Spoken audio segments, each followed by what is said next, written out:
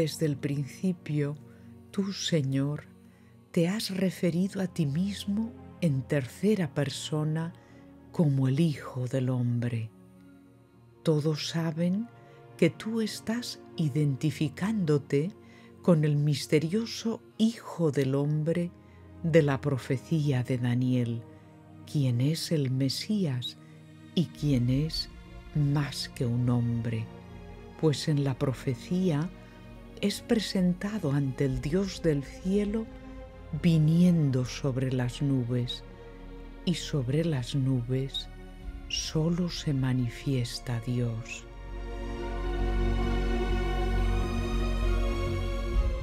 El haberte declarado abiertamente como el Mesías antes de haber llegado tu hora hubiera abortado prematuramente tu misión. Refiriéndote a ti mismo como el Hijo del Hombre, progresivamente has ido declarando que el misterio que envuelve al Hijo del Hombre de la profecía de Daniel y que trasciende su humilde humanidad, misterio además que todos intuyen, mas no saben explicitar y temen afirmar, no es sino el misterio de tu filiación divina, de tu condición de Hijo de Dios, uno con el Padre. Con la expresión el Hijo del Hombre has querido suscitar en los que te han escuchado un deseo profundo de interrogarse, de descubrir y conocer tu verdadera identidad tras la apariencia de tu santa humanidad. Con esta expresión has querido, pues, suscitar y provocar en orden a ser reconocido, aceptado y confesado por los que por la fe se adhieren a ti.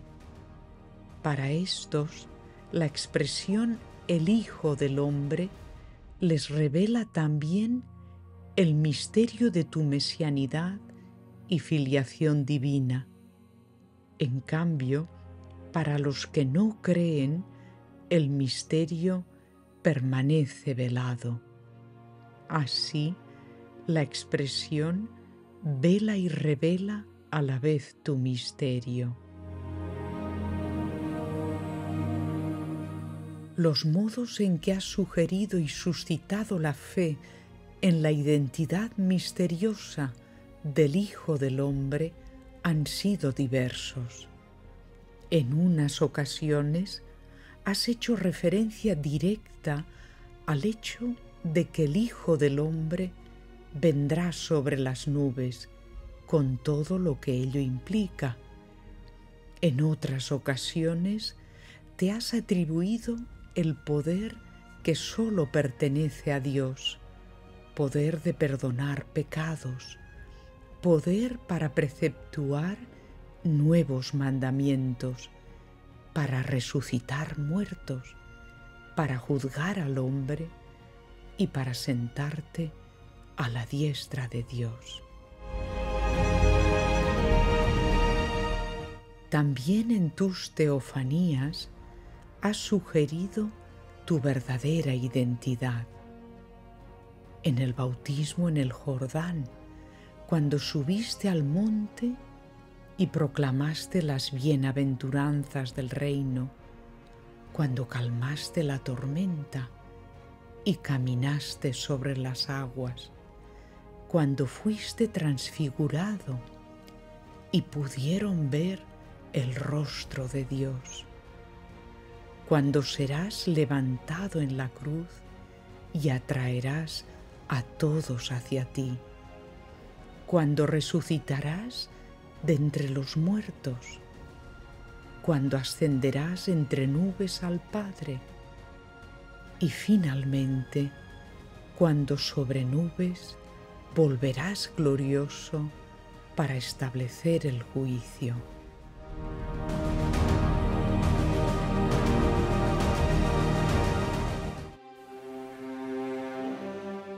Asimismo, también la has sugerido tu identidad, hablando explícitamente de tu relación filial exclusiva con el Padre, hasta declarar que eres uno con Él.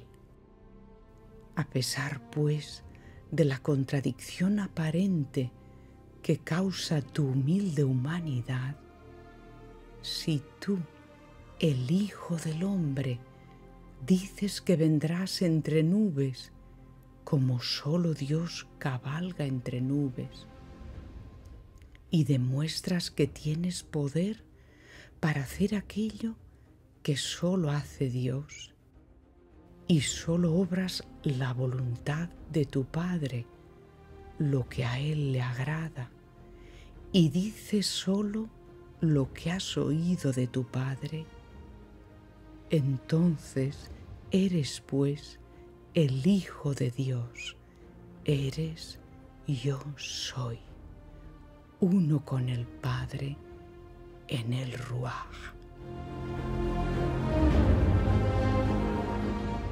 Aunque siempre te has referido a ti mismo como el Hijo del Hombre, has dejado empero que tus discípulos te reconozcan en privado como el Mesías. Así, junto al Jordán en el comienzo, cuando Juan bautizaba, Andrés dijo a su hermano Simón: hemos encontrado al Mesías. En aquellos primeros días, Natanael te llamó Rabí, Hijo de Dios y Rey de Israel. Más adelante, hallándote con los apóstoles en Cesarea de Filipo, habiéndoles preguntado quién decía la gente que tú eras, de nuevo les preguntaste a ellos mismos, y Simón Pedro contestó: tú eres el Mesías, el Hijo de Dios vivo. Seguidamente mandaste a tus discípulos que a nadie dijeran que tú eras el Mesías. Aceptaste la confesión de tu mesianidad, mas inmediatamente comenzaste a anunciarles que el Hijo del Hombre sería entregado a los sumos sacerdotes y escribas, que le condenarían a muerte y le entregarían a los gentiles para burlarse de él, azotarlo y crucificarlo, mas que al tercer día resucitaría. De este modo les mostrabas que la mesianidad y la filiación divina que ellos habían reconocido y confesado no era una mesianidad victoriosa en términos humanos, pues como había profetizado Daniel, el Hijo del Hombre Mesías sería cortado, suprimido, y su muerte sería una muerte expiatoria, como había profetizado también Isaías acerca del siervo doliente. Por ello les insistías con vehemencia: poned en vuestros oídos estas palabras, el Hijo del Hombre va a ser entregado en manos de los hombres. Y mirad que subimos a Jerusalén, y se cumplirá todo lo que los profetas escribieron para el Hijo del Hombre. Después de tu transfiguración, cuando bajaban del monte, les ordenaste que a nadie contasen lo que habían visto hasta que el Hijo del Hombre resucitara de entre los muertos. Ellos observaron esta recomendación, discutiendo entre sí qué era eso de resucitar de entre los muertos. Y te preguntaban: ¿por qué dicen los escribas que Elías tiene que venir primero? Y tú les contestaste: Elías vendrá primero y restablecerá todo. Mas volvías a insistirles, después de que junto con Moisés y Elías pudieron presenciar tu teofanía y ver el rostro de Dios sin velos. ¿Cómo está escrito del Hijo del Hombre, que sufrirá mucho y que será despreciado? Y también les decías: El Hijo del Hombre no ha venido a ser servido, sino a servir y dar su vida como rescate por muchos. Tú querías que ellos comprendieran que el Hijo del Hombre Mesías, profetizado por Daniel, había de ser cortado, suprimido, tal y como se explicitaba en la profecía, y que se trataba del mismo siervo doliente profetizado por Isaías. Ellos se sentían atraídos, no obstante, por la idea de un Mesías rey victorioso sobre sus enemigos y que instauraría un reino mesiánico aquí y ahora.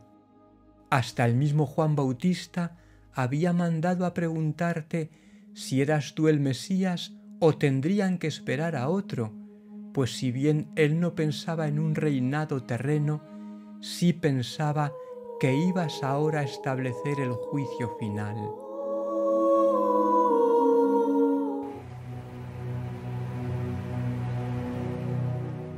La realidad del Hijo del Hombre como Mesías sufriente era un escándalo para todos, tanto para tus discípulos como para las autoridades. Mas tú les dabas una señal inequívoca de tu mesianidad y filiación divina, la señal de tu resurrección. Y aunque ahora no la comprendían, una vez consumada tu expiación en la cruz, habiendo resucitado y ascendido al Padre entre las nubes, la comprenderían. Además, el Ruaj, el Espíritu Santo que ibas a enviar, les convencería de su pecado, de tu justicia y del juicio de Dios, establecido en tu venida con el reino mesiánico y en la destrucción del templo y Jerusalén.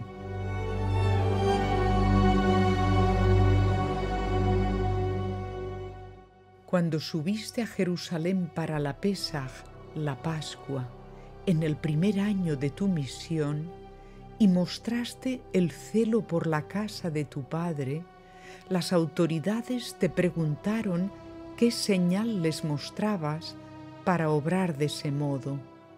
Tú le respondiste: destruid este santuario y en 3 días lo levantaré, refiriéndote a ti mismo como el templo de Dios y en el fondo como algo mayor que el templo, como Dios mismo que en él habita.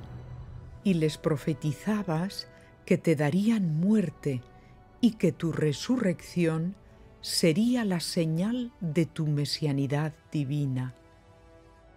Destruirán el templo de tu santísimo cuerpo, mas no a Dios mismo que en él habita, por lo que habiendo destruido el verdadero templo, tu santísimo cuerpo, en quien habita la plenitud de la divinidad corporalmente, con más razón será destruido el templo de Jerusalén, pues la Shejiná se ha retirado al asumir tú por completo la presencia de Dios en él.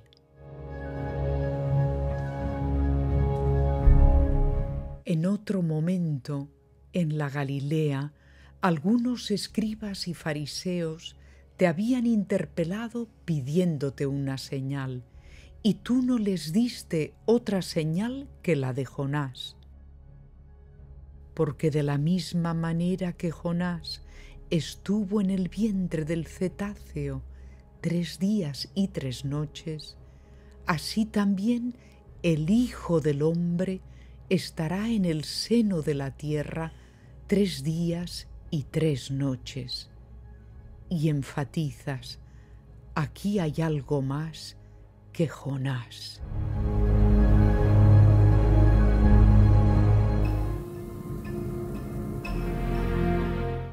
En esa misma Pascua, en Jerusalén, hablando con Nicodemo, fariseo y magistrado, le revelaste que tú eras el Hijo del Hombre.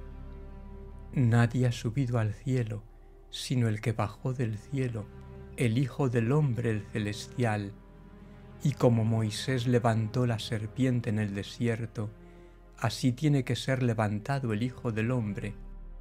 Te identificaste como el Hijo del Hombre, en quien todos reconocían al Mesías, e inmediatamente mostraste tu condición de siervo sufriente, enviado por Dios para salvar al mundo, para expiar el pecado, como profetizó Daniel. Mas ¡ay, qué paradoja! El humilde Hijo del Hombre y siervo de Dios, despreciado y desechado por los hombres, es el mismo Hijo de Dios, su unigénito, uno con el Padre en el Ruaj. Más tarde, en aquel primer año de tu misión, cuando subiste de nuevo a Jerusalén por la fiesta de Shavuot, de Pentecostés, y curaste en Sabbat al paralítico en la piscina de Betesda, encontraste la oposición de las autoridades, no sólo porque, decían ellos, quebrantabas el Sabbat, sino sobre todo porque llamabas a Dios tu Padre, haciéndote a ti mismo igual a Dios. Tú trabajabas como tu Padre seguía trabajando, y aunque tu Padre había finalizado la obra de la creación, jamás descansaba como Padre providente y como juez, habiendo entregado el juicio al Hijo, porque éste era el Hijo del Hombre. Le remitías así a la profecía de Daniel acerca del fin, cuando los muertos oirán la voz del Hijo del Hombre para una resurrección de vida o de juicio.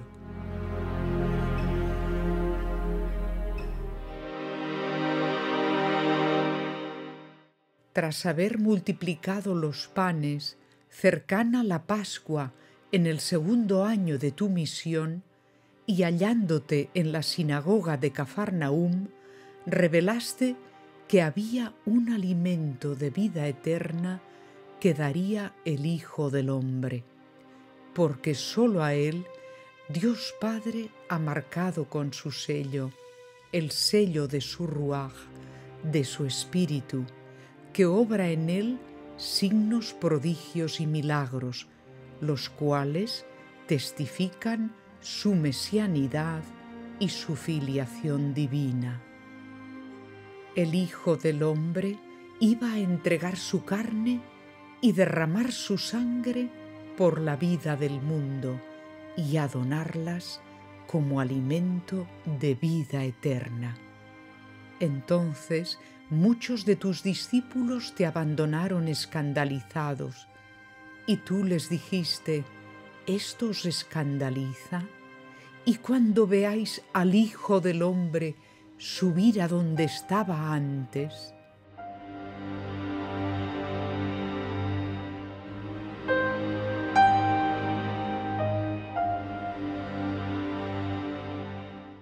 Después de esto, las autoridades buscaban matarte.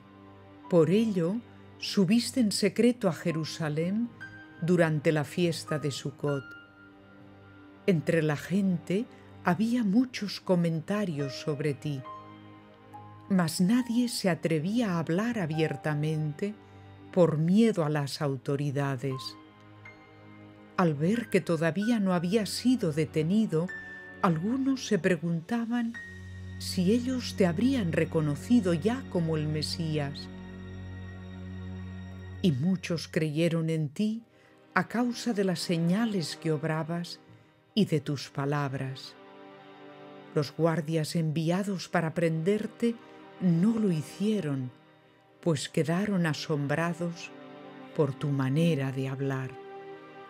Todavía no había llegado tu hora.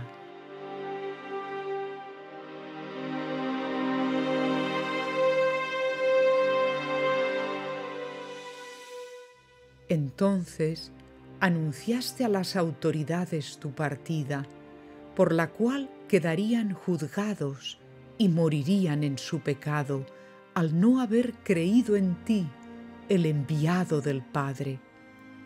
Y les declaraste tu filiación y condición divinas, diciéndoles: yo soy. Ellos te esperaron a que les dijeses quién eres, y tú les replicaste que desde el principio se lo habías estado diciendo, y como señal les dijiste: cuando hayáis levantado al Hijo del Hombre, entonces sabréis que yo soy.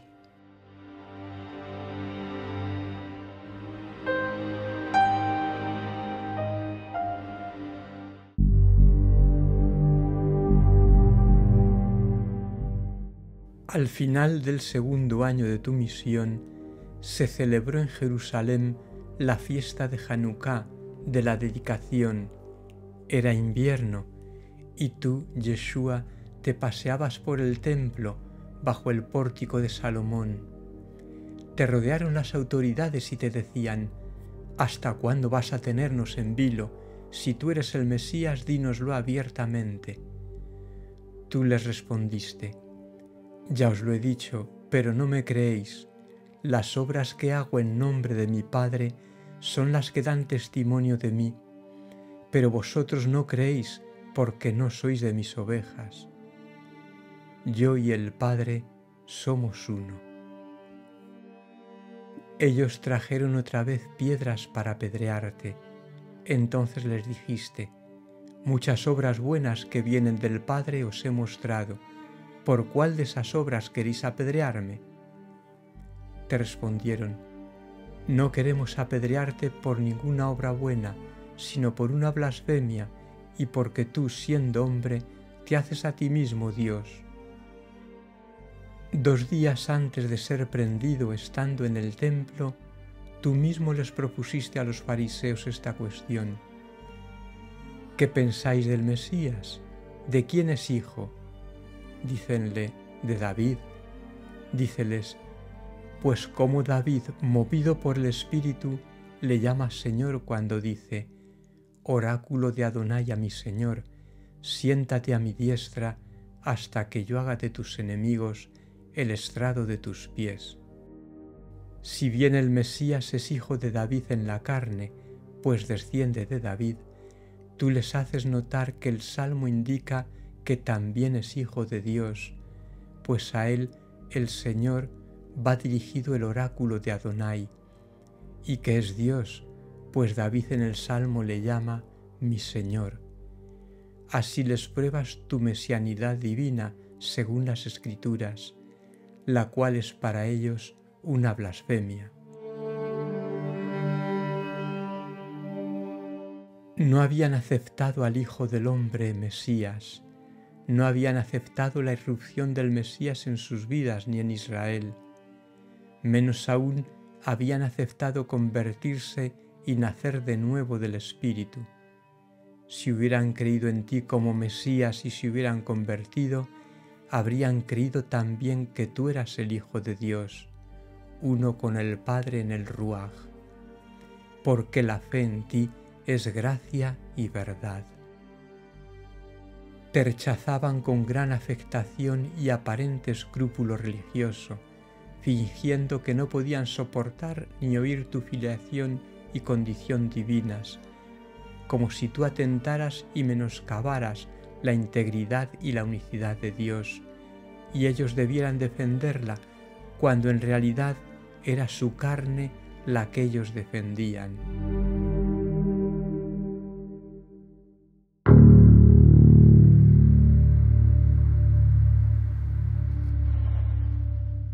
La luna llena de Nisán apenas siquiera suaviza algo la negra dureza de las tinieblas. La noche es de una frialdad desolada. Satanás se sabe derrotado, por lo que se encarnizará en extremo contra ti, porfiando para hacerte rendir en medio del horror de tu pasión.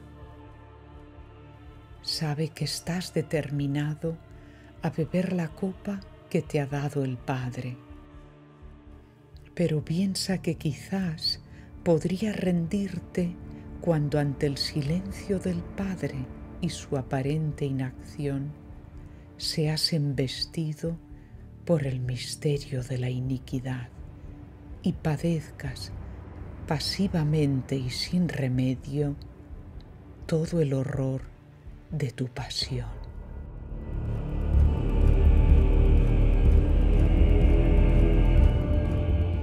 Maniatado y solo, eres conducido por la cohorte romana y la guardia del templo hacia la casa de Anás, el suegro del sumo sacerdote Caifás. Por última vez, cruzas el sombrío valle del Cedrón, que ahora es en verdad un abismo de tinieblas. Tus discípulos han huido despavoridos. Solo se oyen los pasos pesados de los hombres armados que te custodian, pasos de hierro, pasos de tinieblas.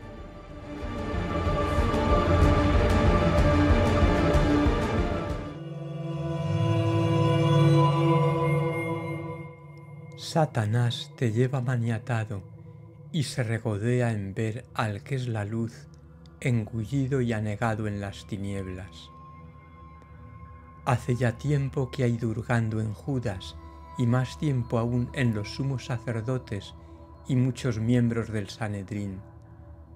Se regodea con sarcasmo, pues sabe que el Sanedrín ya te ha sentenciado a muerte.